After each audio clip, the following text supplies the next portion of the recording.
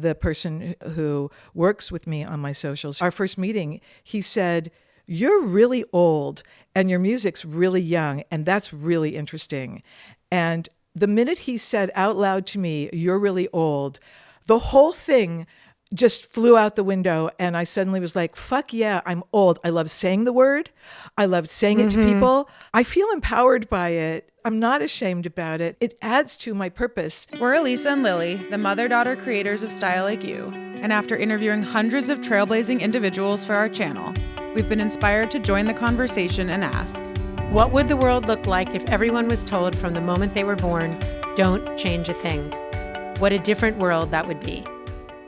So we are just extremely grateful and honored to have you here. And we're so excited to dig in and to get to know everything that's made you be the incredible person that you are. So welcome and thank you so much for being here. I'm so thrilled to be here and so blissed out, actually, that I get to be here and be with you wonderful women. Are you always blissed out, though? Because I feel like you bring so much positive energy into the room. And my assumption is that, like, that's kind of your, like, standard mode of operation. Is that correct? Since I started doing music, I'm a pretty blissed out person. I mean, before I became Blond and Carr, I always wrote for other artists, and everyone always loved to have me in the room because I'm always like, you guys, isn't this the greatest? I mean, I'm so happy I get to do this. I'm not a person that likes to take anything for granted in general. That's just my nature. But since I found music and started doing this, I really do feel like I'm walking around on a cloud. Wow. If you told me that I'm living in a dream right now, I would absolutely believe you. It is so unlikely that I would be sitting here doing this right now. Are you kidding me? It's the most absurd, amazing, miraculous thing in this universe. And ever since I started doing music, insanely miraculous things happen all the time. So I think I actually am a pretty blissed out person because I get to make music and all the things that go with it and get to be around music people. How long has it been since you've been, like, doing the music? I had my epiphany in 2017. I was going through a bit of a crisis. I worked in film for years and years. I was very hardcore about it. What do you mean by that?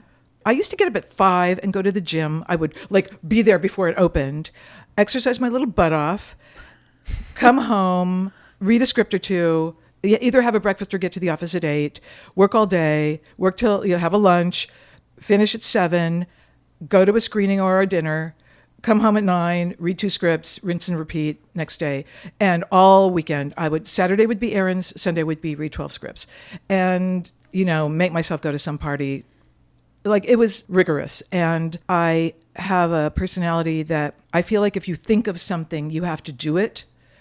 Like, if you think, wouldn't it be a good idea if I started paying attention to Texas Monthly? They might have good movie ideas in there. So I would then subscribe to Texas Monthly and make myself in addition to every other thing I was covering. Because when you work in film, you have to try and know everything. Right. You're always looking for good ideas from wherever. So you're covering manuscripts, which is books that will be published. You're covering the entire magazine world, which probably doesn't exist anymore, but used to. God forbid, now if I were in it, I'd have to cover comic books, and I don't understand that world very well, but you'd have to be trying to follow that world. Obviously, you need to know every director, every actor. You go to all the film festivals. You're covering everything all the time. Newspaper articles, new writers, people at film school, old books, bands, everything. You're trying to do life rights. You're trying to know everything that could be a good movie. So it's just a huge amount. It's this mountain. You're sifting from mountains. Were you happy? Well, it's funny because I'm so happy since I do music, and I tend to diss on my years I spent in film, which was many, many years of working my butt off. Like decades, right? Yes, I spent probably close to 30 years in working in the film business. And I made good money while I did that because I climbed that ladder and I rose to a certain level. And I was well paid when I worked in film. And that has made this possible. So thank you very much for that. And I diss on it so bad, and it was such a grind. Like, that's the reason also why I'm so blissed out about music, is because miraculous things happen. When I worked in film, nothing happened unless I grinded it out and then I got like a molecule. But in music, doors fly open, and when I'm not even expecting them, and it's like, what planet is this where wonderful things happen that you didn't insist on 1,000 times in the universe? Well, I wonder how much of that, I wonder how much of the needing to push and find a molecule as opposed to doors flying open just has to do with alignment also, just that you actually took a daring and scary step and very, big step into your heart and, and into what you wanted to do. And then maybe that's why the doors fly open. Well, that would be the most beautiful explanation. And I would love to think that that is the case. I definitely was put on this planet to write songs. I found my calling in 2017 and quit film the day I had the realization. Wow. And part of the reason why I found music is because I'd reached a moment in my career in film where I suddenly knew that it wasn't the work I was meant to do and that it was always a pretty good fit, but it was never, right. I always felt like I was kind of a B+. And I knew people that were A+. I was not one. I was A+ at certain parts of it, but definitely not A+ at tons of important aspects of it. And I was struggling, and my daughter was reading The Alchemist for her school. Mm-hmm. And because she would skim and skip over everything, she would read too fast and not really retain. I'm like, how about we read it out loud to each other? So we would alternate chapters. And we're reading this book out loud to each other before bed. And then I'd go in the other room and sob because I was like, I have never found my purpose. I'm going to my death a coward. I have found a career that I'm pretty good at, that's interesting enough, but I've never known what I'm made for. And I will die knowing that I never found that. And I cried and cried, and I started meditating. And the one realization that came out of it, the one action item that came out of it was, I just want to learn guitar. All my friends played guitar when I was growing up. I played classical piano because my family's very academic. And I sang in choruses all the way through Berkeley, UC Berkeley, when I went to college. But I never learned a pop song. I never wrote a song. I never banged out an Elton John song on piano, and I certainly never learned guitar. So I just thought, I just want to learn to play guitar. I don't even know why. I just do. That just came out of you. How old were you in 2017? How old were you? In 2017? I think I was 58. 58.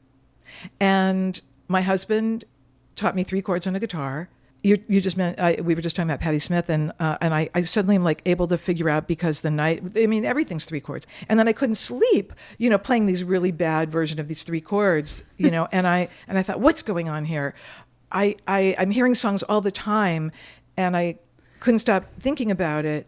And then I was driving on Olympic, listening to country radio, and I had this epiphany. And I thought, oh my God, these people don't write their own songs. I could write songs for country artists. I don't have to be a rock star. I don't have to be skinny or beautiful or haunted or, fascinating.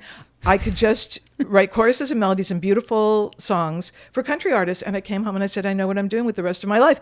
Wow. And I realized, and I quit film that day. What? And I called my mother to say, I know what I'm doing with the rest of my life.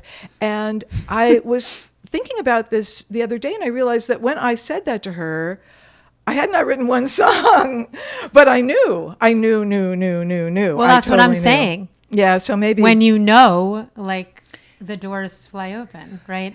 It reminds me so much of myself in how many times I had to kind of fall flat on my face or be almost there, but not quite there. Like I felt that way as a fashion stylist and fashion editor in the fashion industry in New York in the 80s and the 90s. And, I was flourishing in certain ways, and I definitely was meeting my tribe, and, and my world was opening up to people that I'd never met before that were super inspiring to me. And there was a lot that I got out of it, and I was thriving in many ways. But at the end of the day, it still wasn't exactly it. It wasn't the purpose. At the end of the day, it just wasn't the purpose. It's so similar. So we're going to circle back deeper into this journey. But before we do so, can you talk a little bit about what your outfit right now says about you and your style, and what it says about where you're at right now on your self-expression journey? Yeah. This is vintage Pucci. I love it to death. I love color. I feel like some of the very best things on this planet are music, the beach, fruit, summer fruit, especially right now, color, scent. I just like an explosion of color, and I think I always have. Yeah, and have you always, even in your prior career, dressed this expressively? To my detriment, I did. And when I worked in film, it was probably, evidence that I was in the wrong field because I didn't dress right for film. Everyone wants to evoke power, and I always evoked fun or something. I don't know what I evoked, Blond and Car. And I remember also, I have a very funny memory, which is that I had this girlfriend who I worked with at one of my earliest when I was a junior executive, and I was single at the time, and we were going to go to some party, I guess to meet people, whatever. And she was wearing the classic outfit, which was like some cute jeans, a low-cut top, and like a jacket. Like that And was like what the everyone wore. pumps, like the Jimmy Choo pumps. Or Exactly, something. like a kitteny, some kind of Yeah. heel. And I was wearing a 40s gabardine skirt that was like a tulip skirt that went to mid-calf, and this really amazing, I don't think I have it anymore, mustard top with this big, huge 70s lapel. So it was like gold, mustard, and maroon. It was like a fabulous, and it had these really like school marm kind of like clunky, almost nurse shoes that I loved to wear at the time. And we're going to this party together, and I did not fit in. And on the way home, she said, Robin, just next time, just wear jeans. And I was like, and I love that line, just wear jeans, because I realized like I'm out of step with this scene. It was more pointing you in the direction of doing what If you you did. want to fit in and you want to meet guys, wear what Wear will jeans. attract them. Wear something that isn't weird. And I loved what I wore. I wore that a lot. I mean, to me, that's like the exact opposite advice that one should give anyone about like how to live your life. That's because you're an artist. And when you're working as a film executive, you really want to wear clothes that communicate a certain kind of confidence, a certain kind of power. That didn't communicate that.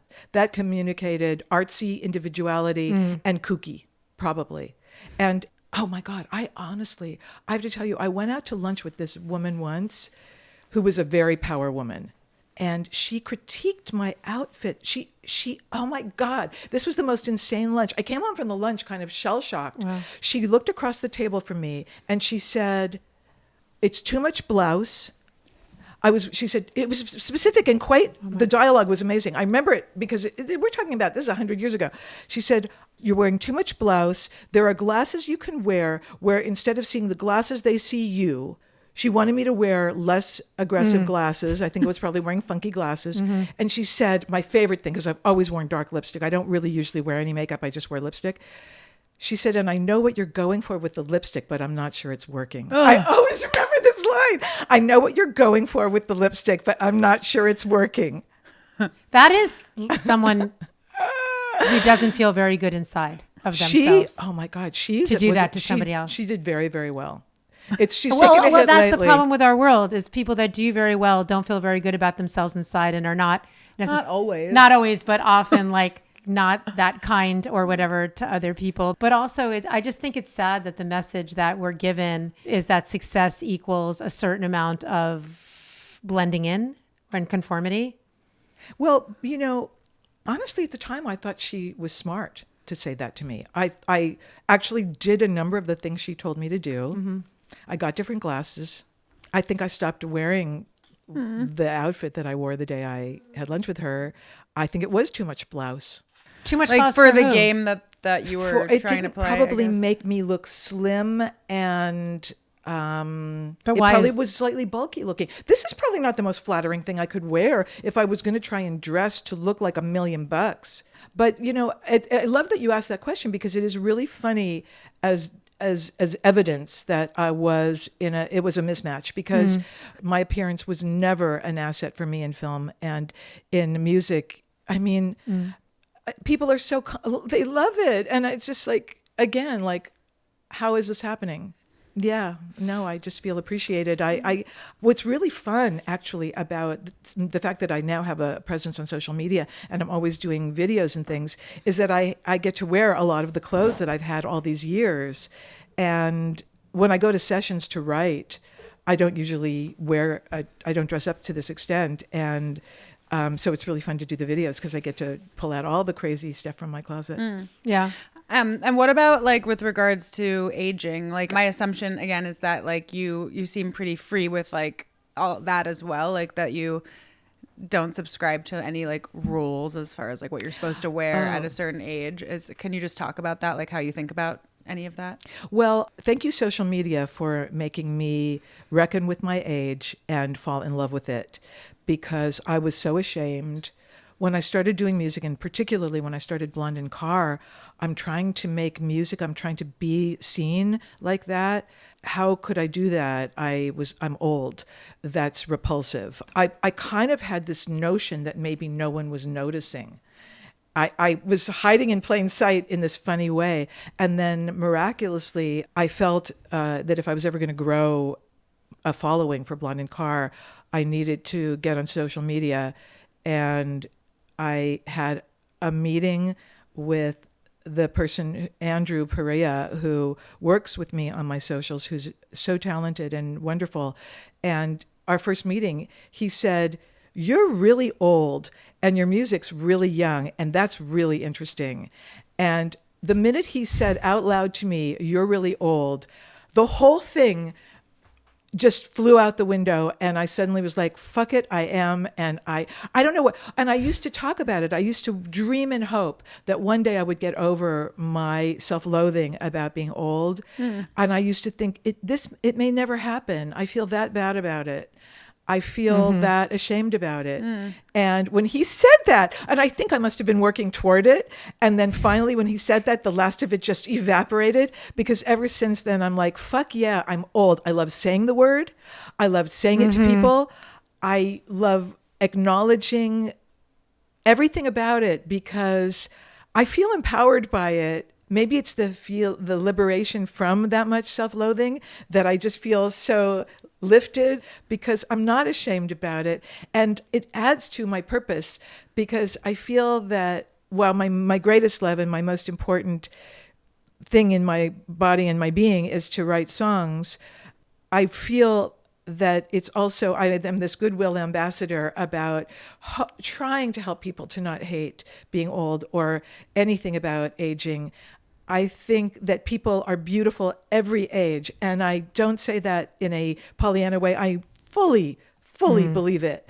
And now that I'm on social media and everybody is so nice, and all the people want me to be their mom, and they all call me mother. They say mother is mothering. Wow. When people say mother is mothering, I'm telling you, my whole insides turn to jelly of Me too. happiness. I get that too, and I love that too. Oh my God. My whole inner being just goes, I'll do Thank whatever you. you want. Like, I'm just like, I'm so happy and grateful. And What a it's great just- compliment. What a it's- great role. It's such a kind of acceptance.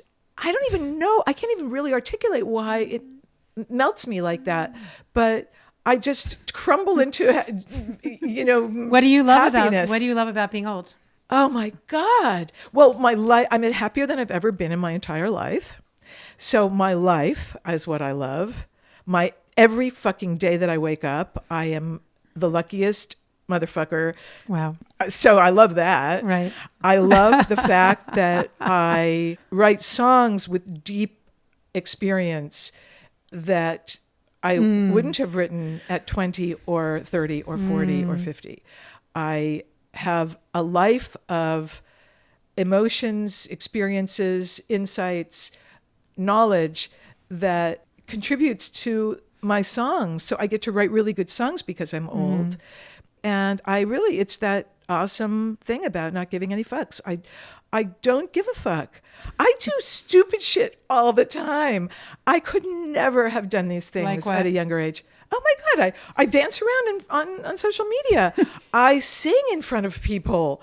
I do concerts. I talk about myself. You just put yourself out there and you don't care. I'm so seen. You're I am free. You feel free. completely free of inhibition. That's amazing. I was afraid to go on social media because I assumed that it was going to be a very hostile environment. And I'm not on Twitter, and I get the feeling that's a kind of a very dark vibe. Andrew Perea, who I mentioned earlier, who I do socials with, he is always amused because he's like, on the Blond and Car little universe, I've probably had 10 slightly mean comments of all the millions of comments I've gotten. It's a really sweet ecosystem, and I want it to be the land of maximum joy, kindness, psychedelic colors, beautiful sounds, and just joy. Like, I want Blond and Car universe to be all kindness. And what I was going to say about the being old is that even if people were to write mean things to me, I just think I would shake it off now. I only care what people think, in that I want people to hear my music. I really want my music to be heard by people, because I think the songs would mean things to people. And other than that, I don't care what people think. Isn't that like liberation? That's like, and also to be able to shake things off, to be able to let things go. You know, that's big in terms of in terms of well-being. Like I have so little time left on this planet. I don't have time for that shit. I don't have time for it. It ultimately kind of comes down to it. And I do as much as I possibly can. My mother's always like, "Oh, honey, you're working so hard." And I'm like, I am not working. I'm playing with crayons. I am playing with the funnest toys I possibly can play with, other than that little dog. And I don't have time to waste. One of the only bad things about old is that you are not sure how your health is going to be. And you can take good care of yourself and have terrible luck and have terrible pain and have a short life. And I have no idea how much more time I have to make records. I have no idea how much more time I have to do any of the things I get to do. And so I am in a hurry. And I understand that. Yeah, I don't have time for worrying about what anyone thinks of it. I have to do this before I die. Now that thankfully, thank heaven, I got a following on socials. And if I can grow it more than this, awesome. But it's bigger than I ever dreamed it would be. Now I feel a little less pressure. I just feel like I felt so much like I wanted to find a way to get the songs to people before I died. And now I feel like I got them to a good chunk of people. I want to get to more people, but I want to make 10 records before I die, and I'm on number 3, so I have a lot to do. And so did you ever tap into this musical part of yourself? Like you talked about piano a little bit, but like, was this like something that was completely, you didn't know you had a passion for until 5 years ago? I was always the biggest music fan, and I always knew how much music meant to me. And I always felt that my pleasure center is whatever is in my body when it comes to music, and particularly like indie pop music. Like what? What do you love? What has inspired you? What is meant over time? Right now, I love the band Always. They're my favorite. I love Tame Impala, my favorite. I bliss out to that. I love Belle and Sebastian. I love a lot of older music. I mean, my two favorite artists are kind of Karen Carpenter. I'm singling her out, even though they really are the Carpenters, but she was the voice. And Beach House. It's my dream to open for Beach House. Hi, Beach House. It's my dream to open for you. And I'm sure that would not be hard. Probably. Oh, it's my dream. I think I love them. that she would love you. Oh my God. I worship her. I worship them.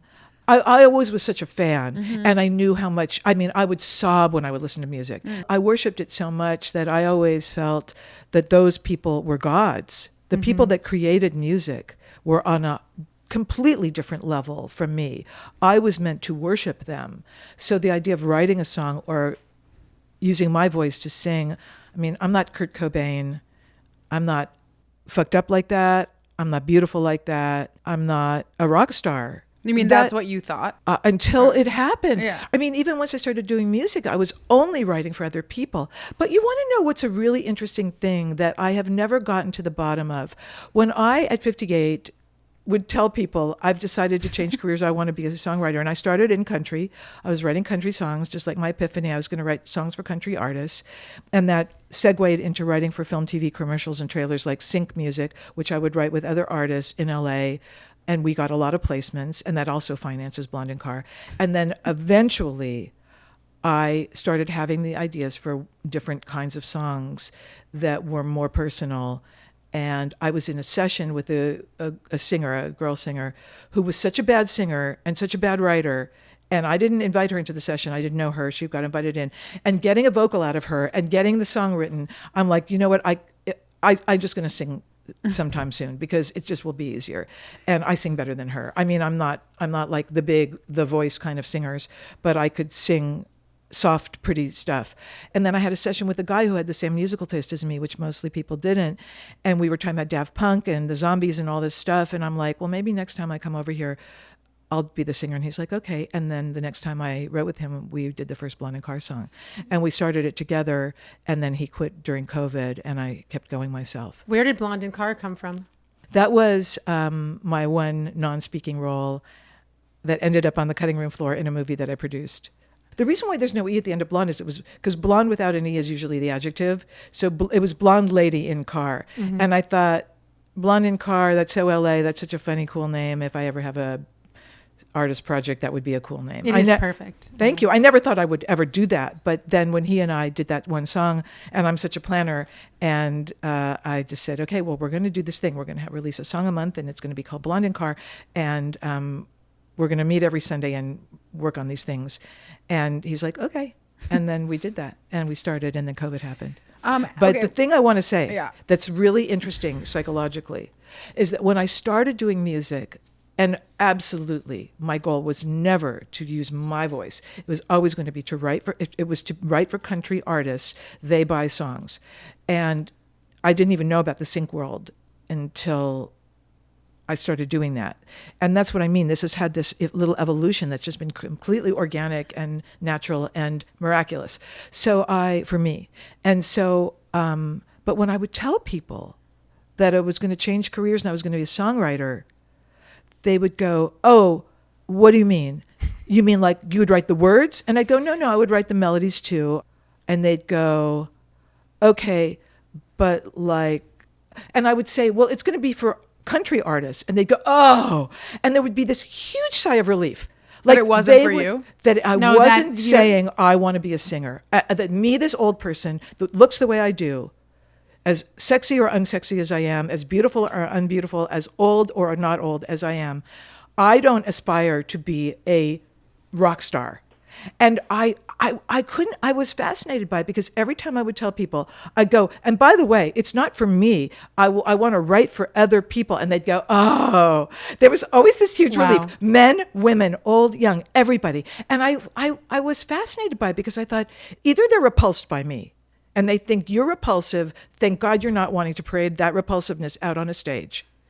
Or it was a relief of like, I can't bear to think that's so impossible to do. You're not beautiful. You're not young. You're not sexy. You're old. You're all these things. Thank God you're not dreaming of being a performer. I think I think that we're so programmed to think that like the only way to be successful in a like entertainment career is to be like young and like you have to be literally under 25 or 30. And like all these other like whatever skinny like people talk about struggling really hard in their mid or to late 30s with being absolutely a singer. That's why I mean when I say I want to be the goodwill ambassador for not hating old, my heart breaks for my girlies who are 27, 28 that want to be singers, and they're constantly being told that that ship has sailed. But I mean, but also it's also just so indicative and symbolic and just a metaphor for everything. I mean, everything, and it goes across every single solitary thing in life. There's just such a phobia and a fear around aging and looking older and being older, and we're just brainwashed to have this enormous fear around this process, the only process that we all know we're going to do. So that we keep buying stupid shit. I know. It's like that's the only. Well, what is the other reason for it? It's something that's been man-made. It's like made up. It's something that's been created to sell you things and to keep you feeling disempowered. Because if you felt empowered in your life, then you wouldn't be part with your money. You wouldn't need things outside of yourself. What happened with you is the light bulb went off that everything that you need is inside. And it doesn't matter what the world thinks. It doesn't matter what anyone's judgment is of you. And you had the courage to step forth into that. And you just see the glow and the radiance and the vibration and everything that's coming out of you from being in that pure and aligned place, So like, and so then that sort of transcends all the bullshit.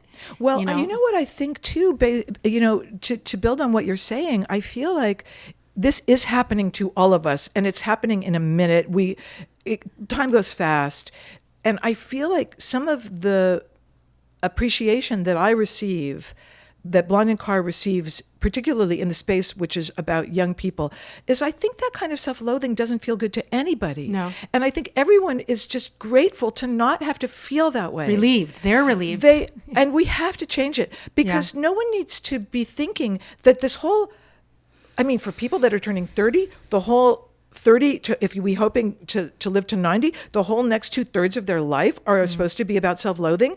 No one wants to Right. feel that. It's and misery, no one obviously. wants to feel that way about the older people they know, or about themselves, and or about their hands, or about their boobs, or about any of it. And so it's so ripe for change. I mean, and what you're doing is amazing. I mean, this has to change. It's just discarding and feeling terrible about too much of life. It's exploitation. It's criminal. It's like literally a criminal exploitive act. But we do it to ourselves. We engage in it. And I think everyone's ready to not.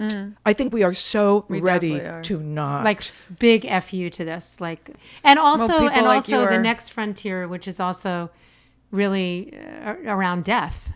You know, we were just talking about this yesterday with very good friends of ours who were here for dinner, who lost, a very close family member, a family, young, relative, like our age. And a level of enlightenment and beauty in the middle of all the grief that's coming out of them, and the understanding of how transient this is, and ephemeral, and like how we, seeing a family member like that pass into like what's next, or where that it just go, has created them to have this excruciatingly high level of gratitude and love and feelings, great feelings inside of themselves about life and about what it means and everything. So isn't that what we all want? Like, why are we pushing this aside and under the rug and turning away, when it's actually the confronting of it is something that makes us feel the most alive? Like, it's, I'm very close with my mother, and my mother had us young. So she's only 22 years older than I am. And I feel like I watch her go through things, and it's like she's doing it right before me. I feel like I'm following in her path. And my mother was an extremely determined, ambitious, dynamic woman in her youth. Like, so hardcore about it. And she's lived through unbelievable things. My mother's a Holocaust survivor, and her family came here when she was 12. And if you had to describe my young mother with one adjective, it would be determined. She was damn well going to fucking win this planet. And she wanted that for us, and she was aggressive. She was very ambitious for us, my sister and me. But the thing that's really amazingly cool about my mother is when she got everything she was determined to get, she softened. And she's very different now. And I remember when I started to notice this in her, and we would talk about a movie, her opinions about the movie would be much gentler and softer. And she'd say, I'm not sure what I thought of that. This is not something that my younger mother would have said. And I remember at the time, being a younger person, feeling intolerant of that and thinking like, what's going on with her? Why is she not like opinionated and strong-willed and all these things? And I now understand that there was this gentleness that came into her spirit, this approach to the universe. You just reminded me of it, the way you were talking about that, because I think that only continues. This approach to the universe of interacting with it and thinking more deeply about what you think about things, what's right, what's true, what your perceptions are, and not even needing to be verbally aggressive about it, but to be thoughtful and take things in. And she's only gotten more that way. She's now in her 80s, and I'm very interested in all of the ways we go through life and how we get when we're 80, if I'm lucky enough to get there. and the wisdom that you can get from that it seems like maybe what it is, or as you get closer to the end of your life, you understand that you just don't have control, and you get softer from that. It's so true. I have another thing I'm obsessed with, particularly that pertains to women, which is that when I say that in my 60s, I'm having the most happy time, without a doubt, like no contest, I'm more happy than any other time in my life. And I don't think that's going to change. I think that if my health continues to be good, 70s are going to be even more amazing, because I'm going to have learned so much more about music and all those other things. But I have watched a lot of older women have what I call this sort of renaissance, and a lot of them are in the kind of marriages that wouldn't have lasted their whole life if they were from a different era.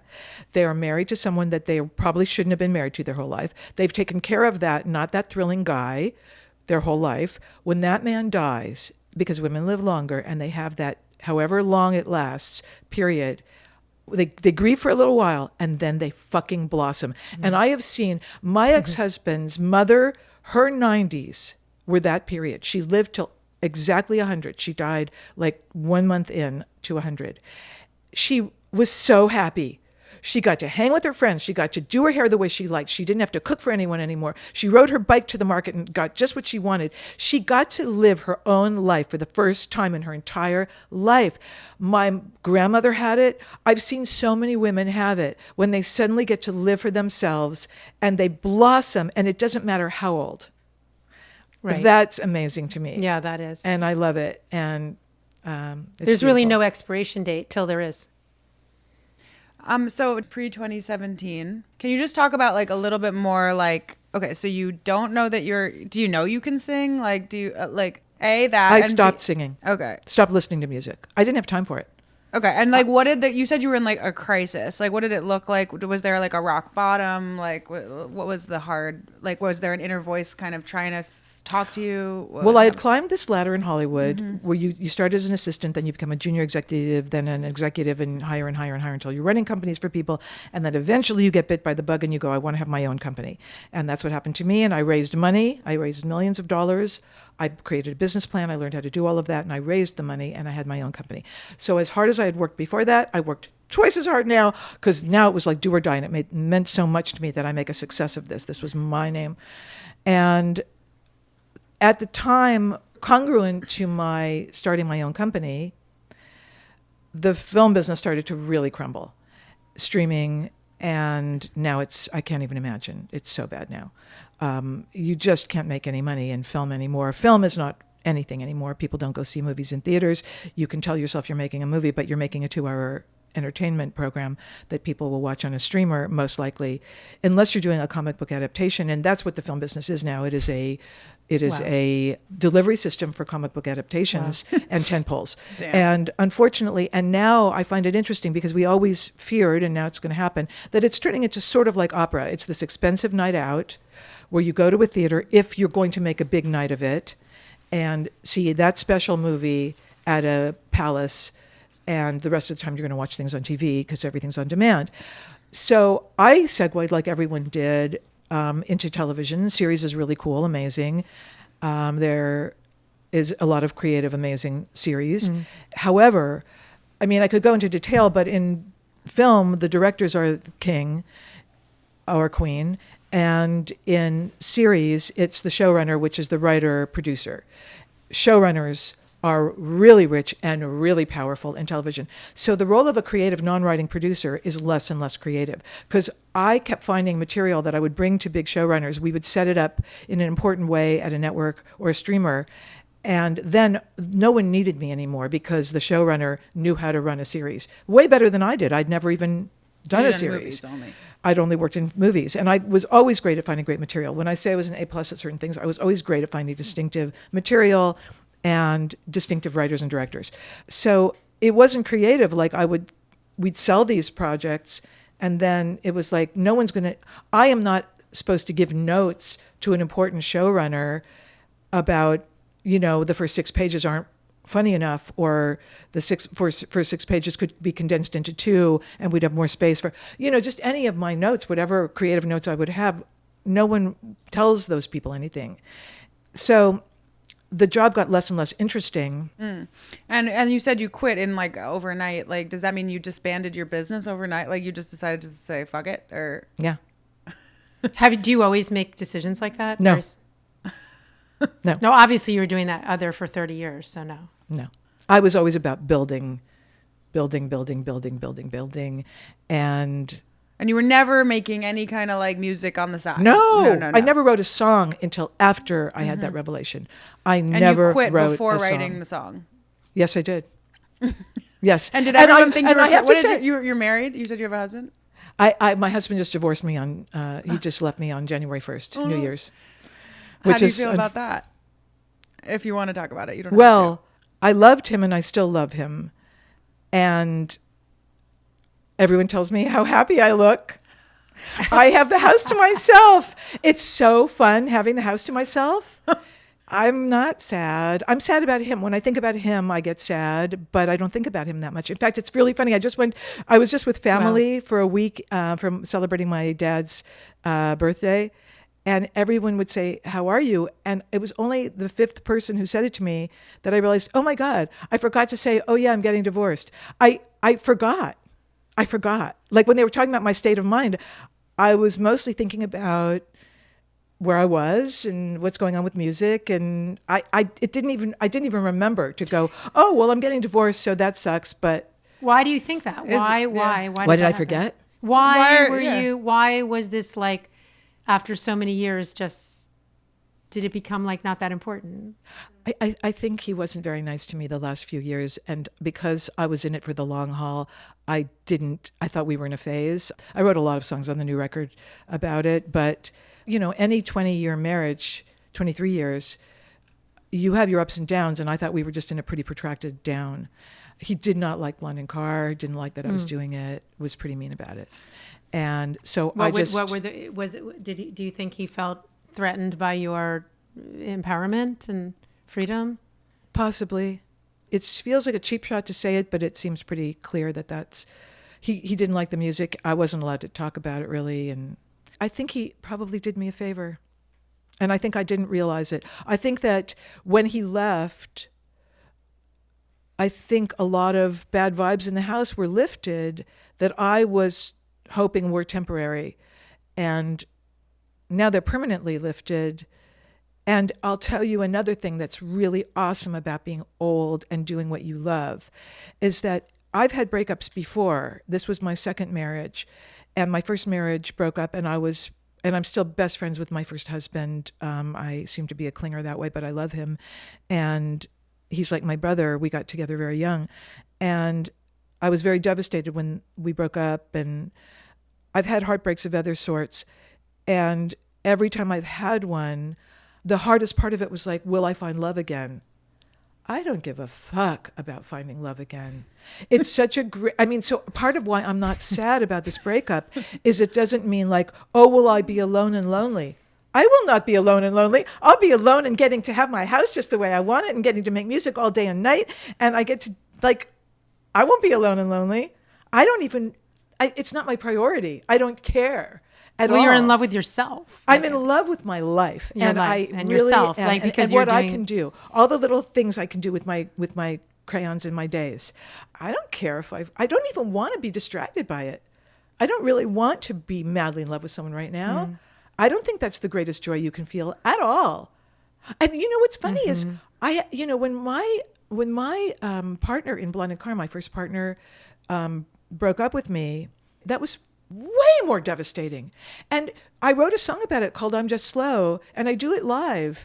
And it's very cathartic to do it live because, and I always wonder what people think it's about, because there's this part of the song in the bridge where I go, I'm talking about people talking to me and they say, were you in love with him? Is that what it really was? And everyone would say, like, why are you still so sad about this? Were you in love with him? And I'm like, are you kidding me? It was 10 times more important than love with him. I thought he was responsible for me finding my voice. I thought I couldn't do Blond and Carr without him. That's why I'm devastated. This was the single most important thing I ever did. It was like a miracle to me, and now I feel like that miracle may have just shut down. That's why I'm devastated. I'm not in love with him. It was way more than that. Are you kidding me? That's this. What I feel is this. Right. And I guess that's how I feel about this now. I feel like, yeah, I could fall in love with someone and be distracted. I don't. You're in your calling. I'm in love with everybody right now. Yeah. Honestly. You can feel it. It doesn't have to just be with one person. It's like it can be with everything. That's so cool. Yeah, That's that amazing. really is cool. So cool. Holy shit. Yeah, it's amazing. It's But incredible. it is. It's so incredible. Seriously, I just am so lucky. Yeah, but it's because you took a really big step. Like what you make it sound like light. Oh, I just quit one overnight. But that's the thing that most people don't take, aren't brave enough to take that step and let go of what they know and also try something new and find their way and find their voice, and it's big stuff. The only thing that you're so sweet to say that, and I really appreciate the compliment. I don't feel like I was brave. I felt like I was lucky that I finally fucking figured it out. I can't believe, to this day can't believe it came to me. I didn't know what it was for so long. And I don't know how to tell people to get there except for cry a lot and do some meditation maybe. And also listen to what you love the most. And I get it. Like as a parent, you want your child to make a living. You want your child to be financially secure. You want your child to do things that will bring them a livelihood. However, you're probably going to be the best at the thing you love the most. Right. You really are. You don't want to ignore that part of yourself. And so I think for anybody that's feeling like they haven't found it, the thing to ask yourself is like, if you have a 3-hour stretch of time that's completely free to you, and you could do whatever you want the most, like what would you choose to do? What would you do? Exactly. Or what about the rest of your life? Like if you can think about what you genuinely like, what's the candy? Like when I was in film, I would work on a lot of projects that were not things I would have wanted to see in a theater. In the Venn diagram, they were like the intersection of things I thought were distinctive and good and commercial, like there would be an audience for them. They weren't the thing I wanted to go see the most. Now when I do Blond and Car, I get to make the music I want to exist. I get to just do exactly what I want. But there was one other thing I wanted to say. In film, people treat you like shit. When you're an assistant, you don't have a last name. It's the same in the fashion industry. You introduce people. I remember being in rooms where there'd be 4 of us in the room talking about a script or something, and I'd be the 4th person in the room. There'd be 3 executives and me, the assistant. And they go, well, so the 3 of us agree on that, right? Yeah. And I'd be like, It's okay, the same. am I invisible? Well, that type of erasure is why I left the fashion industry and did StyleLikeU, because I couldn't deal with, the meanness. Like why should clothing, fashion, film, like what is that meanness? Like what that hierarchical sort of it's weird. meanness is really strange. And then we wonder why there's war or like violence or the ugly and the dark shit that's, all over the place. Like, well, because I think when women are running things, it will be better. I hope we don't destroy the planet and the human race before then. There's a lot of scary stuff going on right now, not to get dark. It is odd to be so happy at a time when things are so dark. but We need it. We need you. We had someone on here, and I'll never forget it because I have the same conflict, because I can just get really like brought down into the sadness and into the like very easily, and I can't separate myself from it. And so we had someone on earlier in the podcast who said it's our job to be our most happy and our most light and our most bright, to counteract the darkness and to help people that are in it. I'm really grateful to hear you say that, because I do feel a responsibility to write kind songs. And I love pop music, and I listen to a lot of pop music, and I listen to Olivia Rodrigo, and I think she's an incredible writer. But all that angry young girl stuff about like all the guys that were shitty to them, I'm not going through that right now. But I also like angry I don't really tap into angry very much in writing. Part of me just kind of feels like I don't really need to contribute more of that. I don't mean no one should. I just mean I should. I don't feel it's my place. Well, and the only other thing I wanted to say, because to finish the thought about how women are not egotistical, is that I walked away so I had finally gained a level of respect in film. And I really do think that, and it's interesting in fashion, and I wonder how much this is the case, because it's very creative, but there's also the hierarchy. Oh. So the desire to be treated decently becomes part of people's motivation. I want to run a company so I can fucking get that good table at that restaurant so people will look at me with respect. That's how hard it is to be looked at with respect. Film isn't a prestige business now. No one wants to work in film now. I'm really curious how if they've gotten nicer. At the time I did it, it was the most prestigious business. People that wanted to be glamorous, people that felt like nerds in high school, I guess, wanted to be the cool guy in film. So I would say if there's anything brave about the quitting, it was that I had worked up to a level of respect, and then I went right back down to the bottom of being a brand new songwriter, not knowing how to do any of it, and I do sometimes get tired of how I don't know how to do things. I worked up to a level where I knew how to do a lot of things in film. I knew every agent. I had all those breakfast, lunches, and dinners so that people would take my calls. And now I look like a greenie again. One of the things that is surprising is that sometimes the best thing that happens to you doesn't look like a good thing at all at first. Even that really terrible session I had with that girl that couldn't sing, it was probably the most important session I was ever in, because she was that not good of a singer that I could go, hey, you know what? Maybe I'll sing in the next session. And when I had my own company, the big thing that I thought was going to put me on the map was this one script that I found by this really talented writer early. And I optioned it for very little money. And then all of a sudden he exploded. The day that I closed the deal, optioning that script was the day all of a sudden his movie got greenlit by another studio and all of his stuff. He suddenly became an A-list writer. And I had big stars that wanted to do it and big directors that wanted to do it. And it had this very fast rise the minute that guy ascended. And I thought my whole status as a person who was able to get $100 million action movie greenlit and to oversee that movie was going to ride on that particular project. And I spent the next 3 years crying almost every day over every aspect of making that movie move toward production. And it finally never happened. And I am so grateful it never happened, because when I look at that movie now, it was ultra violent. It was evil. I would be known as the person that and it would have been terrible. And that would have been my calling card. But that was the movie I thought every day of my life, every waking minute of my life for probably about, maybe over 3 years. I thought it was going to put me on the map as a person to be taken seriously in Hollywood. And I did it with my own money and my own company. I failed. No, I mean, I think failed. that is the lesson of all lessons, really, right? I failed. I totally failed. No resistance. I failed. You can't resist. But your failure was your success. My failure, I'm so grateful for that failure.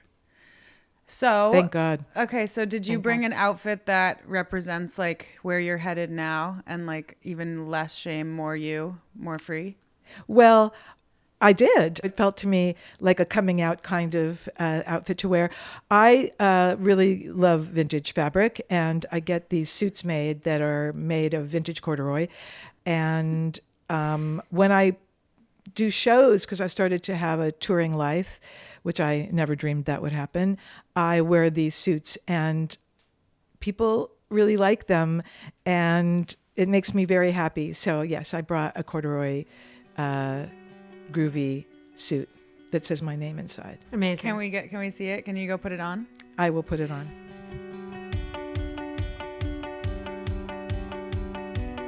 Good girl. Okay, good girl. Bye Good bye. girl. And is this fabric insane or I'm what? dying over this suit. Yeah. That's What beautiful. does this outfit say about where you're heading, and what an even more you version of yourself? I want to go on tour, and I wear these pantsuits when I perform. And so maybe it's me manifesting. I'm all about manifesting now. I love that word. And Why do you love that word? I even wrote a song about this called Except in My Head. I used to be superstitious about dreaming of things I wanted. And I thought if you thought of something you wanted, you prevented it from happening. And now I believe that the more you think about what you want, the better. And I feel like it's a complete flip on the way I used to feel about it. I do think it works. It's certainly much more pleasurable than thinking about the bad things. In fact, when I can't sleep, I sometimes lie in bed and think, what do I wish would happen? And I love to let myself go there. It's so amazing. And it's so easy to default into thinking just about what you're afraid of. Absolutely. We're so good at thinking about worries. It should be the easiest thing in the world to know what you want, and somehow turns into not that. But I think that anticipating bad things or worrying about bad things doesn't really lessen the blow when they happen. So it really accomplishes nothing. Waste of time. Except for it's not very fun. Blocking. I think that one feels that maybe it's self-preserving, and I don't think it is. I think it's the opposite. When do you feel the most beautiful? Talking to you girls, when do I feel currently most beautiful? I don't know, but I sure do love writing songs. When I'm writing, I feel like I'm on another planet or something. I don't even know. When I think about songs that I'm proud of, and I think about where did I get the idea, I have no idea really. I don't remember how they came to be. I think I'm the least aware of myself. You become a vessel, and I don't know if I feel the most beautiful because that's about how you look, but I think I feel the most God connected when I'm doing that. Okay, I'm going to start crying now. The magic. It's really lucky. I can't believe I get to do it. Right, made me cry. Very grateful. Yeah. And I just love music so much. I love sound and melodies and chords and synthesizers and drums. And I just love it all so much that I can't believe I get to live in that world. Just cannot believe it. Is it that you can't believe that you could be this happy? Oh, definitely. Definitely. Yeah, that's total disbelief about that. Do you have any regrets? Oh, God. Spending way too much time feeling like I was too fat. Fatness is beautiful. And I'm so glad if the planet is deciding to embrace people of all ages and all sizes, I will be a happy camper because fucking spent so much time hating myself because I was, 15 pounds overweight or something. You know, growing up in LA, you know, there are these almost commandments. Thin, rich, young, beautiful. Sexy. There's a lot of pressure to be all those things. I don't really believe in regret. I think regret is a waste of time and doesn't even pertain. However, that would be one very trivial, stupid thing that I think I just spent too much sorrow about. Did you let that go at the same time as all of this? Yeah, because I'm not expected to be beautiful anymore.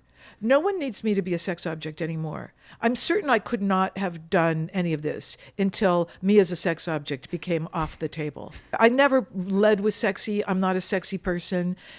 You know, I don't aspire to that. So now that, you know, everyone decides that that sexy isn't part of old. So that's awesome for me because I don't want to think about sexy. I don't need to think about sexy. What does self-acceptance mean to you? Loving yourself and enjoying what you are what's wonderful about you. And so what do you think What is is most wonderful? wonderful about you? I'm a very passionate person. I love things deeply. And I also am a unique person. I don't think there is anyone like me. And I like those things about me. So if there was one thing that you once thought you needed to change about yourself that now you're so grateful makes you who you are, what would you say it is? Being different and weird and not young, thin, sexy, beautiful, rich. Love it.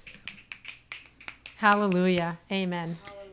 Thank you Hallelujah. so much. Yeah, that was just We could go on friggin' forever. awesome. Really. Thank you so much for We what have you to do. hang out more for sure. Thank you so much for what you do and for inviting me today. I'm very honored and I've had a lovely, lovely time. So glad. Thank you everyone so much for tuning into this week's episode of Don't Change a Thing with the incredible Blonde in Car. If you were inspired by this episode, please be sure to subscribe to StyleLikeU's YouTube channel so that you can be notified every time we drop a new episode. And if you want to hear the extended audio-only version of this episode where my mom and I go deeper and unpack what we took away from this interview, you can do so by heading to Don't Change a Thing on the podcast apps wherever you get your podcasts.